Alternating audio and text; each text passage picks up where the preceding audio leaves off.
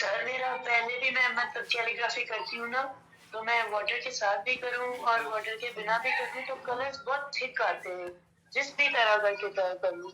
Canvas बिल्कुल सही से प्रॉपर्ली मर्ज नहीं होते जैसे आपने आज मर्ज किए। कैनवस आपका जो है ना, देखिए मैंने आपको पहले बताया, canvas is like a jogging track.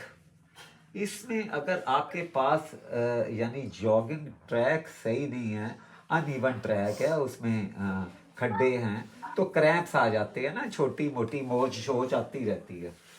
यही हिसाब है आपके पास एक प्लेन और एक स्मूथ बैकग्राउंड का, यानी जॉगिंग ट्रैक का।